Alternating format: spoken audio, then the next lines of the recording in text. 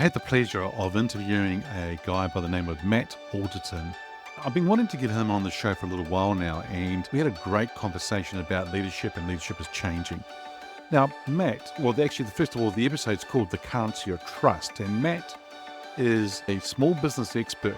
He's the #1 best-selling author, and he is a multiple award-winning entrepreneur and founder and CEO of an organization called BX, which is Business Networking Reimagined.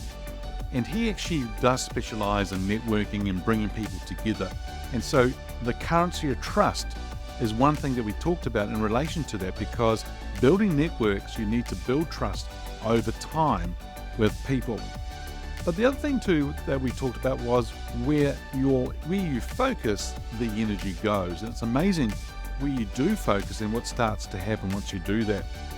Another question we have, or he and I talked about, was who do you know that I should know? So in other words, keep asking people who you should meet and grow a network with, because it's very important for you to do that. The other item that we talked about was the way that we influence people has changed or is changing all the time. And so we discussed that as well. Hey, a great interview, a great person. So sit back and enjoy. Welcome to Leadership is Changing. Each week, we and our guests provide information and insights through exploring leading change. This is taking your leadership to another level by finding the balance between executive excellence and personal well-being through stories that inspire real change. It's time to adapt in our fast-moving world when leadership is changing with your host, Denis Gianoutsos. Hey there, listeners. Welcome to another wonderful episode of the Leadership is Changing podcast. Great to have you here with us. I've got an awesome guest with me. His name is Matt Alderton. Matt, a massive welcome to you. Thank you so much. Wonderful to be here, Dennis, on your podcast today. Thanks, mate. Excellent. Now, whereabouts in the world are you today? Well, surprisingly, I'm actually in my home city, in my home office. Well, actually not my home office, my office in my home city in the sunny suburbs of the Sutherland Shire in Sydney, in Miranda. We've got an office space here for our local team. And I very rarely get much time in the office here because I do a lot of traveling. So it's nice to be stationary and getting through a bit of work, but also good to be catching up with you this afternoon as well. Excellent. I was going to say to you, what's wrong with you? How come you're home? Because you are normally traveling a lot, which is all good. How do you find the travel? How do you cope with that? Do you love it? What's it like for you? Well, I love the travel. I do like flying for starters, which is a good thing. But I love what I do. So it takes the pain out of a lot of it as well. And so people, when they find something they love, it's no longer the job that you're doing. It's just fulfilling your vision and your mission for life. And that's what pushes me through. I tell you what does take its toll on you as well, though. But I travel basically most weeks. I travel at least 1 or 2 days during that week, an overnighter. And every 2 to 3 months, I'll do an international trip. So I do about 5 internationals a year, and they're 2 to 3 weeks long. So I do there's a few nights away from home, and I do have wife and 3 kids and an awesome cavoodle at home as well that miss me and that I miss as well. So it does take its toll when you're not around, which is why I'm home at the moment, because I've spent so I was 3 weeks in the US and Canada through March. And then I took 2 weeks off with the family, and this is my first week back in the office. So I usually just have a whole week back in the office to cram through, catch up with everybody, and work through the backlog of stuff in the past 5 weeks as well. Yeah, good. And then probably planning the next trips as well, right? So yeah, 100%. So normally got my next 3 months locked in and planning the next 3 to 6 months always on a sort of rolling basis. But yeah, busy times, lots of fun. Which is great. When it's fun and it's something you really enjoy, it doesn't feel like work. I don't know. It's something that you would just love doing, right? It's 100%. Like if you don't love what you're doing, it's like having a job, right? And for those that are working for someone else or those that are working for themselves, like it doesn't make any difference. If you love what you do and you really enjoy what you do, then you're actually not working and you're living your life, and it becomes something that's not just a switch on, switch off, 9 to 5 kind of thing. It's just, hey, I'm living the dream. And that's what I've really designed my entrepreneurial pathway as something that's not just work and not work. It's just the life you live. Yeah. Yeah, very much so. Now, I'm going to ask you about your background, but I know from your bio that you're a serial entrepreneur and business expert with over 40 industry awards including the Business Person of the Year and the winner of Australasian Business Champion Awards 2 years running. And you've actually won heaps of awards that I've just said, but also, listeners, you won't be able to see this, but just to see Matt's office with some of the awards he's got there, it's amazing what he has there. But Matt's also founded and grown a dozen 6- and 7-figure businesses and generating over $100 million in revenue. And that's massive, Matt. That's really good. So just tell us more about your background, what you do, because the listeners, the one thing they love when they listen to these episodes is not only where you are in the world, but also your background and where you've come from. Because you see, for a lot of them, they're going through this journey as well, or they want to embark on that journey, or they're in the corporate world today and they might want to go off and become an entrepreneur, which is an amazing transition. Scary, but it's an amazing transition. So tell us more about your background. Yeah, so I've did the corporate thing for about the first 8 years of my working life. Went to uni, all that sort of stuff, did a BCom in management, left that, worked corporately till I was 27 years old when I had my first child, Bethany, and at the same time, my first business simultaneously. And that was a Subway restaurant. And the reason I transitioned was a couple of reasons. I loved what I did anyway. I loved the corporate business that I was working in. I was a GM of a company that actually owned and managed about 50 Video Easy franchises. And it was a great industry to be in. It's like so much fun. Like the entertainment industry, even in video land back in the early 2000s, was a great industry. But through that time, obviously the video industry was changing and I could see the writing on the wall. I thought the downsizing, I can see a bit of restructuring here from a Q level. So I thought, where do I see myself? And I thought, you know what? I want to do this myself. I want to run my own businesses. So I looked at a few different businesses. I thought franchises are the way to go. I was like going down the path of like Baker's Delight and came across Subway. And I thought, oh, this is a good business, like a fast growing franchise, great systems, operationally right on cue. I think the right sort of time. Video stores were not in the right time, but fresh fast food was really critical to the future of people's thinking about health and wellness. I thought this is perfect. So my first business was a Subway franchise and I opened it.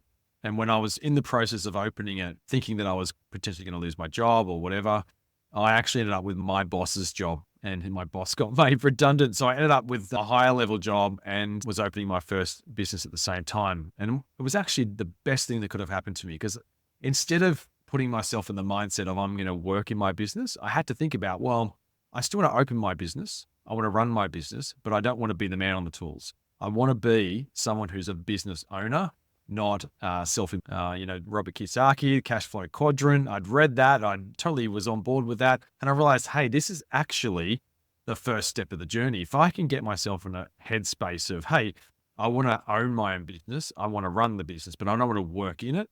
Then I can multiply that effort. And the best way to do that is through a franchise because they've already done all the hard work to put all the systems and processes together. And I realized through the video is how important that was. So over the next, say, about 6 years, I opened 9 retail and hospitality shops. I had Subways, cafes, and video stores. I loved serving people. I loved working with people, serving people. I loved teams. I just loved that whole element of working with people, whether it was customers or team or whatever. And you got that in spades in retail and hospitality. It was fantastic. So I love that. And I guess the other part that sort of filtered into all this, and this is where my journey started and ended as well, was that I realized that retail and hospitality wasn't going to be my future. I couldn't see myself working in this space with 200 15 to 20-year-olds and businesses that ran 24/7. It was grueling, even though I wasn't working behind the counters. When they're 7-day-a-week businesses and open most of the time, 5 a.m. to midnight, across those 7 days, you're always on anyway, even if you're not behind the counter. So I realized I didn't want to do that into my 40s.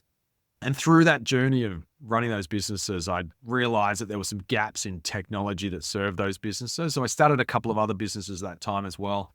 One of those was a company called IWS, Integrated Workforce Solutions. It was an online rostering and payroll company. So keeping in mind that this is back in 2005, 6, so 4, 5, 6 were the first businesses.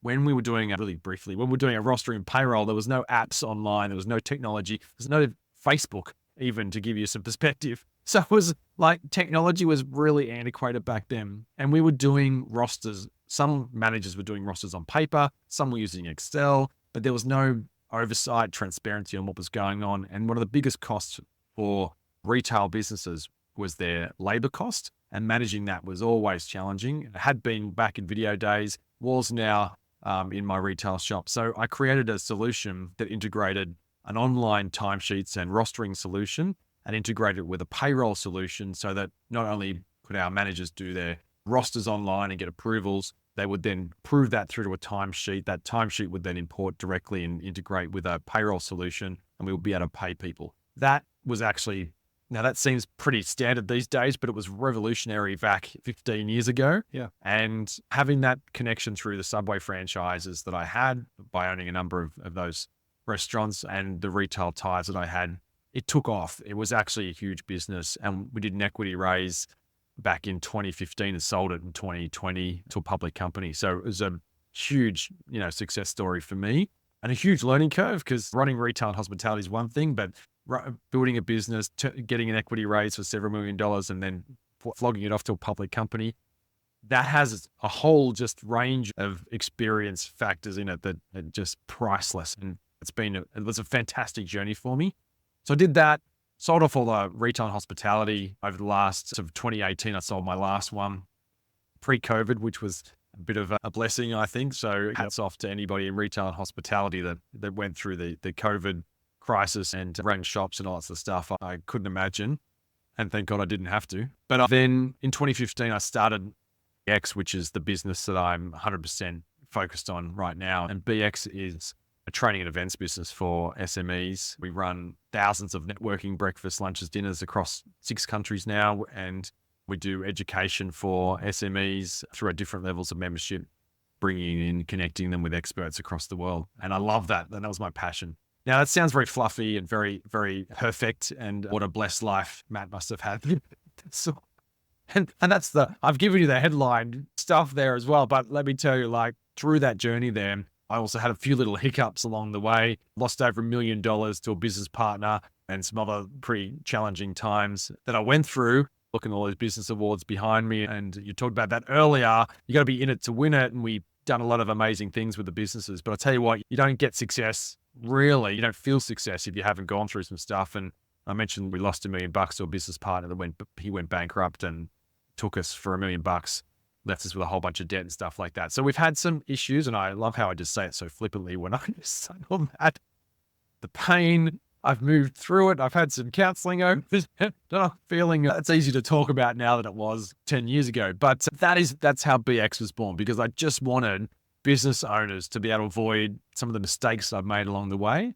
And I wanted them to have what I didn't have, and that's access to people that knew more than I did, and to be able to build their business with experts around them. And that's what BX is about, just bringing together with like-minded business owners, with experts across the globe, and helping you grow a successful business so you can live a life that you truly deserve and truly want. The business is just the vehicle to do it, right? We're going to love it, but it's just the vehicle. We want to live a fantastic life, and that's how we do it. Yeah. Wow. I'm sitting here going, wow, that sounds a lot, but it sounds very exciting as well. I grew up in retail, in the hospitality industry as well. We grew up in coffee and it was wonderful. Franchises. What's it like to be in a franchise kind of arrangement? Because for some people, they're like, oh, I don't want to be in a franchise. Others will go, yeah, I like it. What was it like for you? That's such a great question, Dennis. So I'm an entrepreneur at heart, and I think entrepreneurs are like cats, very hard to herd, very hard to get to go in one direction. I was 100% like that. So my first business was a Subway restaurant, and I'm like, yeah, Subway. Why am I doing Subway? Because it's a franchise. Why do I want a franchise? Because the instant value it's got, the strongest asset it's got is its operations and the systems, it's turnkey. All the reasons why I wanted it actually went against the grain of me as an entrepreneur.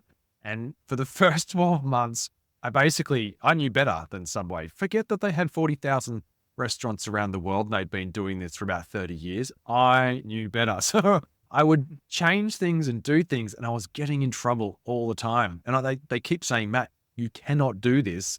Like even the simple things like I put a shelf up on the back wall of the shop, and they're like, you can't put a shelf up in the shop, Matt, without getting approval. I'm like, what?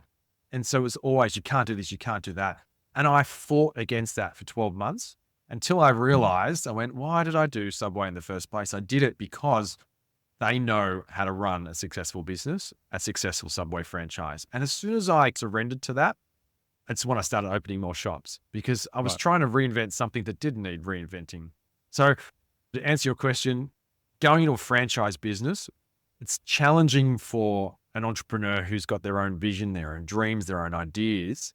But why you do it is because you get something that has instant value, and that instant value is going to create instant income because it's recognizable brand, it's turnkey operation, and that's why you're paying for it. That's why you're buying it. And if you don't want to get that value and do that stuff and follow those systems, build it yourself for sure. But I cut my teeth on it 100% because it taught me the value of systems in a business. Yep. And I don't need to tell you, you're a member of Business Blueprint. We're systems converts in Business Blueprint. But I tell you what, it's the foundation of any successful business. And Subway certainly taught me that. Yeah, excellent. The other thing you mentioned is that, well, there's several businesses you've started. So for a lot of people that go, oh no, just focus on the one business. But you seem to have started several. What was that like? Did you think, oh, shivers, maybe I shouldn't have done all the businesses? Or no, if you've got the idea, let's go. Well, what are your thoughts on that?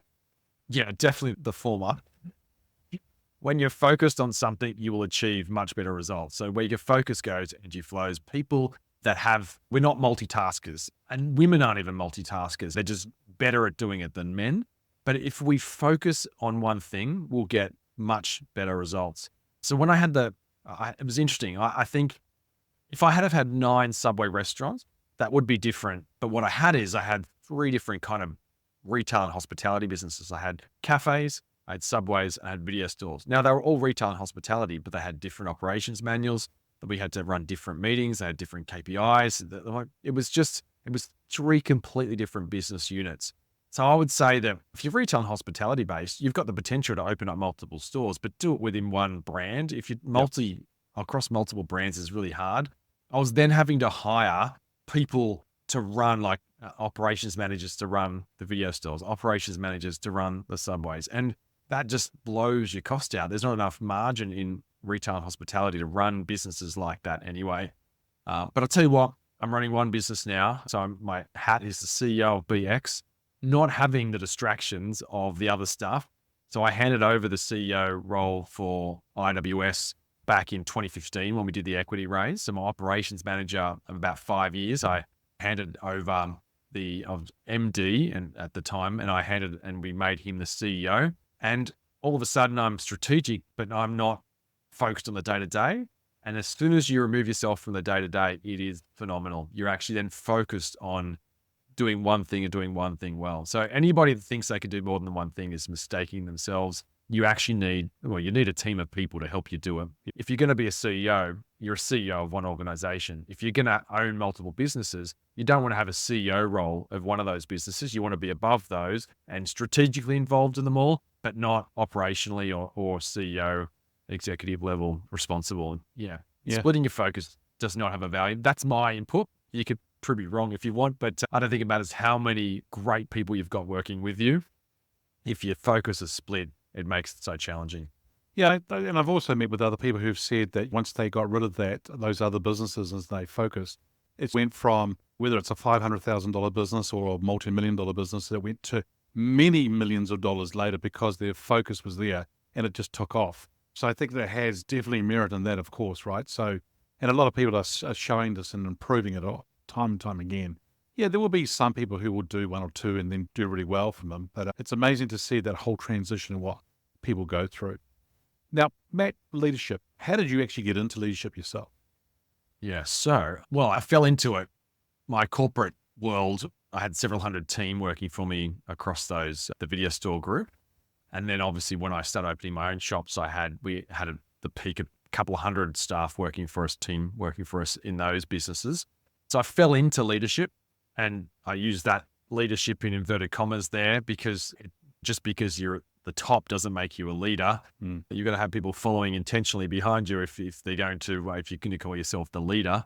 But during my corporate, I guess going back to sort of corporate land, one of the other corporate jobs I had is I was a supervisor within a cash transit business called Armaguard.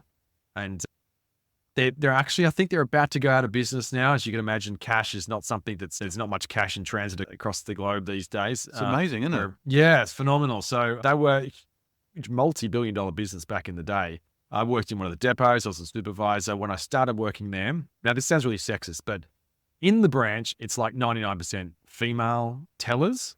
Outside the branch, it's like 99% male road crew. That's just what it is. Don't judge me, but that's just what it was, right? Well, it's the muscle out there, and then and the inside, it's the brains that are actually counting it, right? That's right. So the tellers inside, 99% females. Like when I was the supervisor in the depot, going great. So I had great relationships with people. I think women are generally more relational anyway. And yeah, no worries. I got great results in the depot. So my boss said, since you're having such great results in the depot, we'd like you to now supervise the men on the road crew. Right. I'm like, sure. Now let me paint a picture for the road crew for you. Firstly, average age of our road crew was about 60. That's the average age. So they were older men. I just added the ER onto older men, and they wore weapons. So they wore Smith & Wesson guns at their side, and they were out in armored vans. So there was armored trucks. There were 2 or 3 men per people, mostly men per crew, and they were outside the depot. So, and also they were part of the Transport Workers Union. So one of the most militant unions in Australia. So now they've got weapons. They're part of the most militant union in Australia, and they were outside the depot. So you'd imagine my influence inside the depot was great because I was face to face with people. I was good at those relationships. They were easy to work with. And then when I was put in charge of these blokes, and by the way, I was like 20, 21 at this time as well. And I looked like I was about 15. Yeah. I was that age. And I'm trying to get these guys to do stuff. They wouldn't respond to me. They'd either ignore me.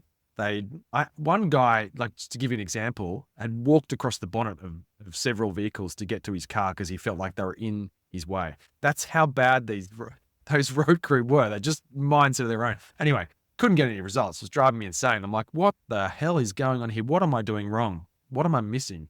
And I realized that it was the influence that I was missing with them. I didn't have any influence. They were outside the depot. They were highly militant, unionized, and weapon-carrying people. The fact that I was wearing a weapon didn't make any difference whatsoever, by the way.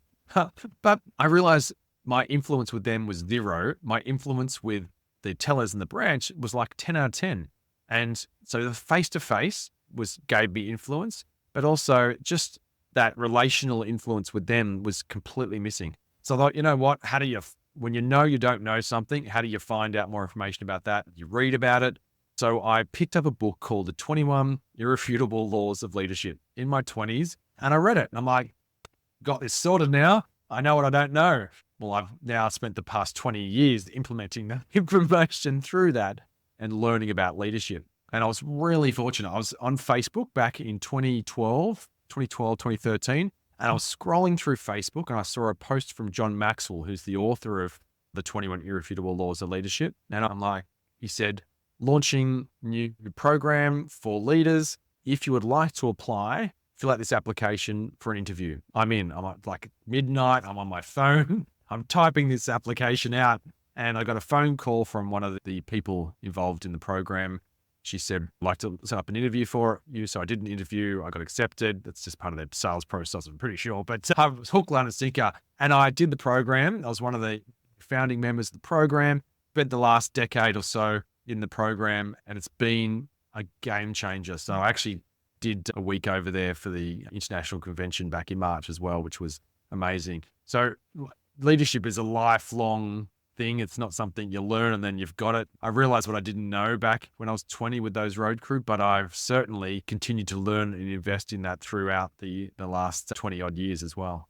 Excellent. Do you remember who the salesperson was that called you? Was it Kelly? Yeah, Shelley. Shelley. Yeah. Okay. Yeah. Yeah. And she's still there too. She wasn't at the convention, but I've had a few communications with her over the years as well. So she's still working. She's actually based in Austin, surprisingly, which is where we kicked off in the US. Wow, that's excellent. So I was actually there for the founders as well, which was West Palm Beach, where we did that as well. And then, isn't it? I know you had that conversation at the Business Blueprint. Great. I'm like, yeah, amazing. And it's a great book too, listeners. If you haven't already read it, it's The 21 Irrefutable Laws of Leadership by John C. Maxwell. It's a great book that Matt's talking about. But it's, Matt, what I found with the book as well, okay, there's the 21 laws, but John speaks, writes, and talks in a way that's just so easy to understand. It's none of this technical jargon. It's layman's terms. It's awesome, isn't it? It's just so Yeah. it's not, I've got to think too hard to actually implement this. It's like, here it is. And I'm like, got it. Like it just goes straight in and you can implement straight away. So he's very clever in the way he writes stories and information. It translates straight into action. So Yeah, it's fantastic. that is good. Now, this person could be alive or from history. Who's your favorite leader and why? Well, my favorite leader, so John Maxwell is my favorite leader. I hands down have to give a shout out to him because he's had the most impact on my life in terms of my leadership from the books that I've read through the years, and being able to spend time with him over the last decade or so has been a blessing. And he's just the most giving, serving, phenomenal person on top of all the other stuff he does with his leadership and the programs and stuff like that. He's just an incredible guy. So he would be number one. But given I've talked about him, like, there's so many answers to this question, but the person that pops into my mind when anyone asks this question is Barack Obama. And I rack my brain as to why I keep thinking of Barack every time someone says this. And it really is, I just think there's like great leaders, just exceptional communicators. And I think Barack is just the most phenomenal communicator. He's able to just, like, there's something magical about the way he communicates. And I believe that's why he won the election and why he's able to achieve what he did. And whatever you believe in politics and stuff like that, I don't want to get on that track. But I just think from a leadership perspective and what he was able to achieve and how he's able to unite people, I think that communication, 100%, just incredible. So I know, because we've had access to John, so I'm going to ask you another question, which is, and I'm going to use Barack Obama for the question. If you and Barack Obama were sitting on a park bench having a cup of coffee together, what would be one question Matt would love to ask him? My standing question for anybody that I meet is always, who do you know that I should know? Because if I've got some time with someone, I'm having a chat with them, and they're a person of influence and I respect that person, then I want to know who they know that I should know, because those are the next step connections that we can continue to have and continue to learn and grow from those opportunities as well. So yeah, that's my favorite question that I ask people. And now, based on that question you would ask, but also based on what you're doing today as the CEO of BX and so forth, BX obviously being networking kind of organization too, the importance of networking from leaders. Do they really need to make sure they're actually doing it well or doing it at all? What are your thoughts on the power of networking? Well, a couple of things. So first of all, we're the average of the 7 people we spend the most amount of time with. If we spend time with sucky people, we'll end up a sucky person. If we spend time with great people, we'll end up a great person. It lifts our average. And I believe that people that are intentional about building relationships are great people. And so if we spend time with those people, we'll lift our average. And I believe you can do that through spending time networking. Now, I'm talking about non-transactional networking as opposed to the typical and stereotypical transactional networking that so often many people are still doing. And I'm not judging that type of networking, but I'm specifically talking here about relational networking, not transactional networking. The other thing that I think is really and it's so topical right now, and we've seen the evolution of AI over the past 12 months, and mind-blowing, scary. There's many words that describe where and how people feel about AI. But the one thing I know is that the currency that we've lost and we'll lose more and more through AI and the online is trust, because you don't know what and who you can trust. Half the time, you don't even know if you're talking to a robot online. It's just so you've lost trust. So trust is like the new currency, which means how do you have trust now? It has to be face to face. You're having a conversation with a real person when you're standing in the room with them, and relationships are then real. And I think people are going to crave that more and more over the next decade than we've ever craved it, not just as a benefit to building a business, which you are if you build your partnerships and you focus on those collaboration, those opportunities from a marketing perspective, that's fantastic. But having real relationships is going to be the true currency of the next generation, I believe. Yeah, it's a good way of putting it. I think it's great. So the power of networking is very strong, but it's that trust. Totally. Relational networking, what do you mean? Yeah. So if you think back, like networking derived from a sales experience. So sales people used to travel the US, which is where networking started. They travel the US, they go from city to city, state to state. They would often have stuff that they'd sell at the networking event. So there would certainly be services or products that they'd be offering. It was a sales-based activity that sort of evolved into, like, we got sick of the sales element of it. So we said, hey, you know what? Instead of selling to me, why don't you connect me with people who want to buy my stuff? And so we went, a referral is a much better way to do business than direct selling. So it all became about referrals, which is still transactional. It's one for one, right? You introduced me, I get one referral. You introduce me again, I get another referral. We found that that actually still has the same sort of feeling at a networking event that traditional sales has at a networking event. We still feel like it's pretty sales based, like we're being sold to, or we've now got to sell your product as well, which is how it works, right? So when you're doing a referral, you are selling the product on behalf of the other person. Yep. So that process didn't make sense. It's not a relational thing. Relations is about partnerships, it's about collaboration, it's about working together.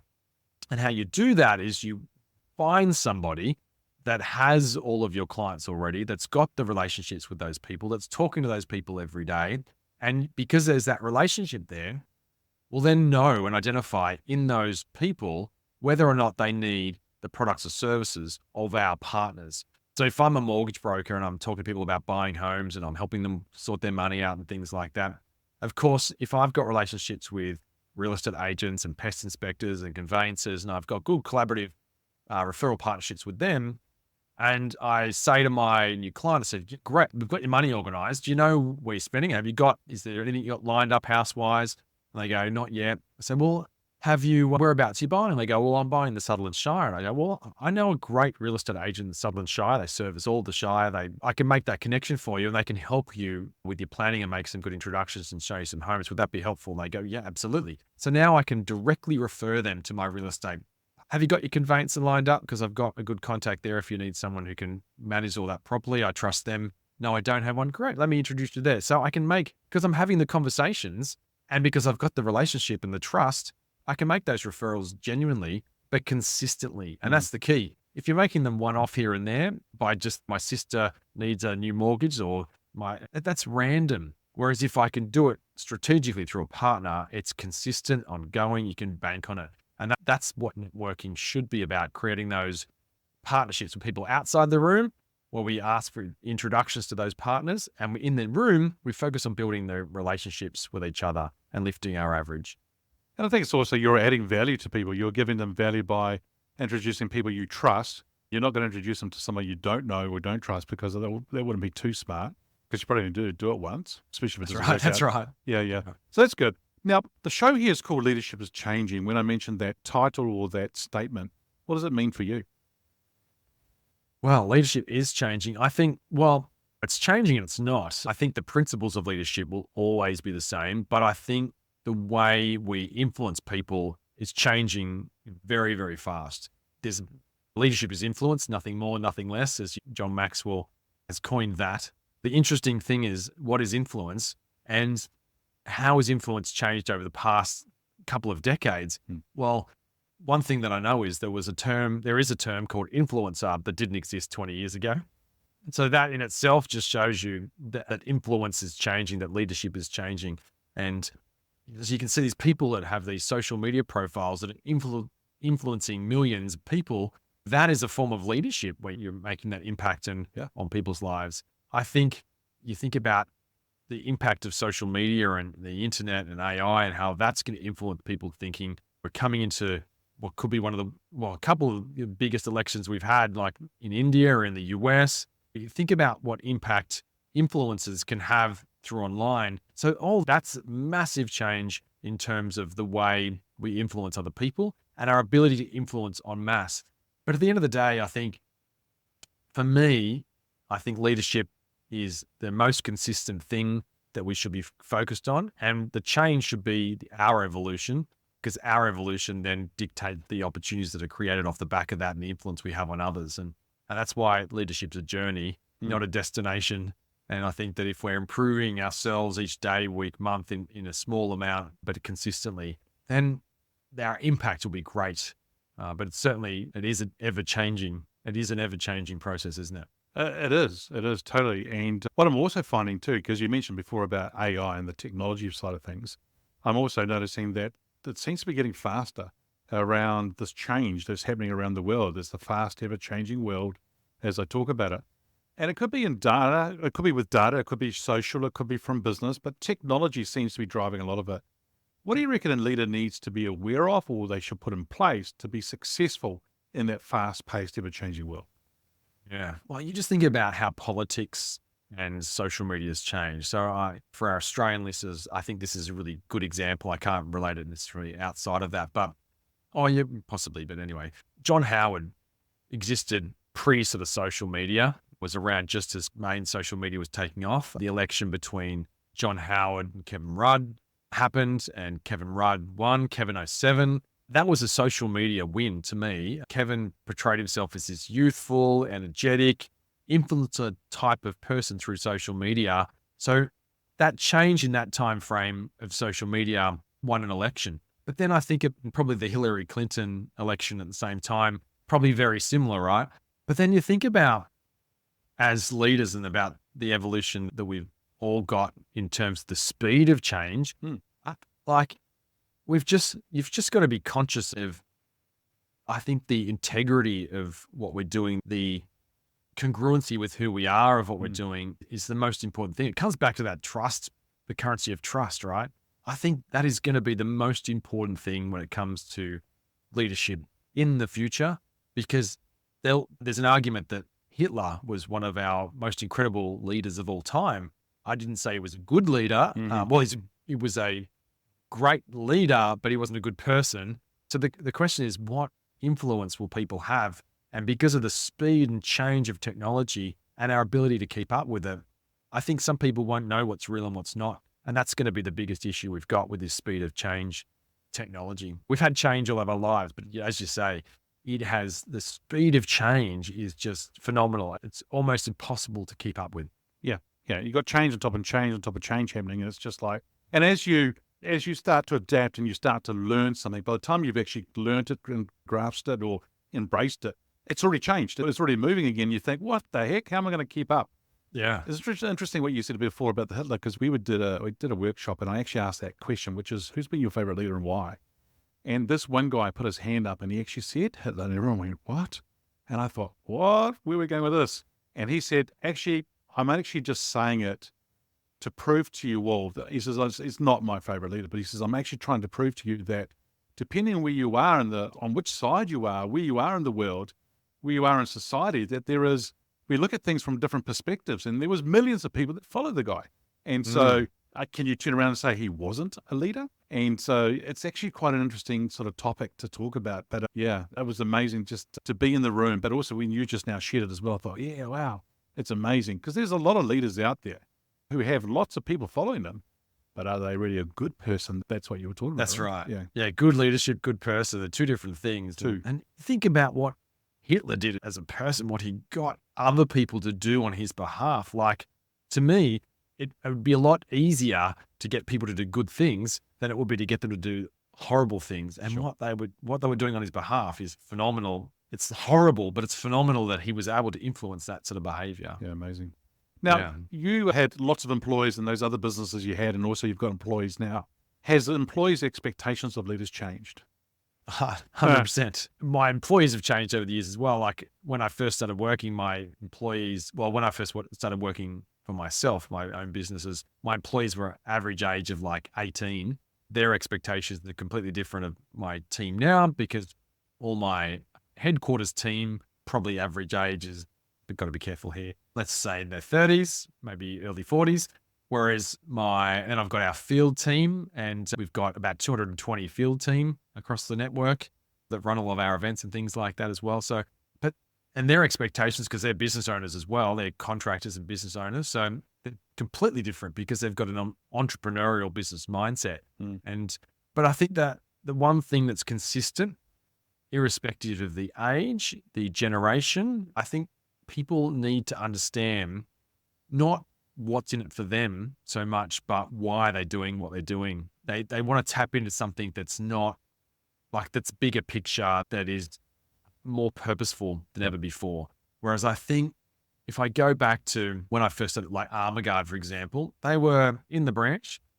It was all about a take-home pay. They were prepared to work hard for their 8-hour shift to take home X dollars per hour.